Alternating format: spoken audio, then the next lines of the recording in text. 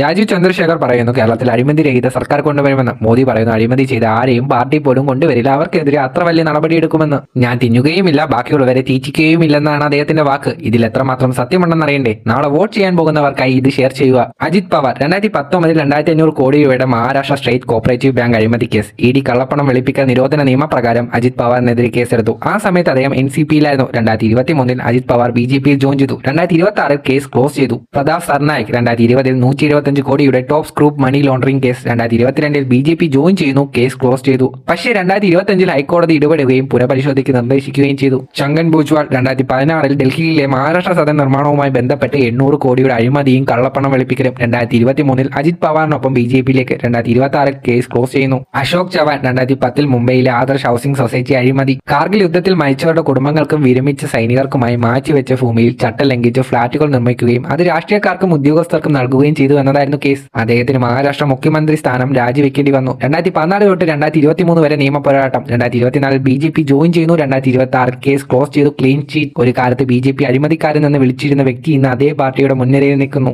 സുവേന്ദു അധികാരി 2016 നാരദ ന്യൂസ് നടത്തിയ ഒളിക്യാമറ ഓപ്പറേഷനിൽ ഒരു സാങ്കല്പിക കമ്പനിയുടെ പ്രതിനിധികളിൽ നിന്നും ഒരു സുവേന്ദു അധികാരി കൈക്കൂലി വാങ്ങുന്ന ദൃശ്യങ്ങൾ പുറത്തു വന്നു. CBI മീഡിയയും കേസെടുത്തു. അന്ന് തൃണമൂൽ കോൺഗ്രസ് നേതാവായിരുന്ന സുവേന്ദ്രനെതിരെ BJP ശക്തമായി പ്രചാരണം നടത്തി. BJPയുടെ ഒഫീഷ്യൽ യൂട്യൂബ് ചാനലിൽ പോലും ഈ വീഡിയോ അപ്ലോഡ് ചെയ്തിരുന്നു. 2020 BJPയിലേക്ക്. 2021 നാരദ കേസിലെ മറ്റു പ്രതികളെ തൃണമൂൽ നേതാക്കളെ അറസ്റ്റ് ചെയ്തപ്പോഴും സുവേന്ദ്രനെതിരെ നടപടികൾ ഉണ്ടായിട്ടില്ല. 2025 കേസ് ക്ലോസ് ചെയ്തു. ഹിമന്ത ബിശ്വ ശർമ്മ അടുത്ത പ്രധാന ആൾ. ഇപ്പോൾ ആസാം മുഖ്യമന്ത്രിയാണ്. 2025 Saradha chit fund scam, Louis Berger water scam. BJP പുറത്തിറക്കിയ വാട്ടർ സ്കാം എന്ന ലഘുലേഖനത്തിൽ ഹിമന്തയെ പ്രധാന പ്രതിയായിട്ടാണ് ചിത്രീകരിച്ചിരുന്നത്. 2015 കേസുകൾ മുറുകുന്നതിനോടെ അദ്ദേഹം കോൺഗ്രസ് വിട്ട് BJPയിൽ ചേർന്നു. ഇതോടെ BJP നേരത്തെ ഉന്നയിച്ച എല്ലാ ആരോപണങ്ങളും അപ്രതീക്ഷിതമായി. പിന്നീട് 2020 കോവിഡ് ടൈമിൽ ഹിമന്ത ബിശ്വ ശർമ്മ ആസാമിലെ ആരോഗ്യവകുപ്പ് മന്ത്രിയായിരുന്നപ്പോഴാണ് PPE kit and medical equipment scam, real estate scam. കൂടാതെ കസറിംഗ് നാഷണൽ പാർക്കിന്റെ ബഫർ സോണിനോട് ചേർന്നുള്ള ഭൂമിയിൽ റിസോർട്ട് നിർമ്മാണത്തിനായി ഉപയോഗിച്ചുവെന്ന ആരോപണവുമുണ്ട്. കേന്ദ്രമന്ത്രിമാർ തന്നെ ഇത് പാർലമെന്റിൽ സ്ഥിരീകരിച്ചതും ഹിമന്തയെ പ്രതിരോധത്തിലാക്കിയതുമാണ്. പ്രഫുൽ പട്ടേൽ, ജനാർദ്ദനൻ റെഡ്ഡി, നവീൻ ജിൻഡേൽ, അങ്ങനെ കുറെ പേര് വേറെയുമുണ്ട്. ഇതിൽ നിന്ന് മനസ്സിലായത് രാജീവ് ചന്ദ്രശേഖരും മോദിയും പറഞ്ഞത് വെറും പച്ചക്കള്ളമാണെന്ന്. അഴിമതിയില്ലാത്ത ഒരു പാർട്ടിയും ഇന്ത്യയിലില്ല. കേരളം ഭരിക്കുന്നത് അഴിമതി സർക്കാരാണെന്ന് പറയുന്നവരോട് എനിക്ക് ഒന്നേ പറയാനുള്ളൂ, കേരളത്തിൽ അഴിമതിയിൽ നിന്നും രക്ഷിക്കുമെന്ന് പറയുന്നവർ സ്വന്തം പാർട്ടിയുടെ വാഷിംഗ് മെഷീനിലേക്കൊന്ന് നോക്കുന്നത് നന്നായിരിക്കും.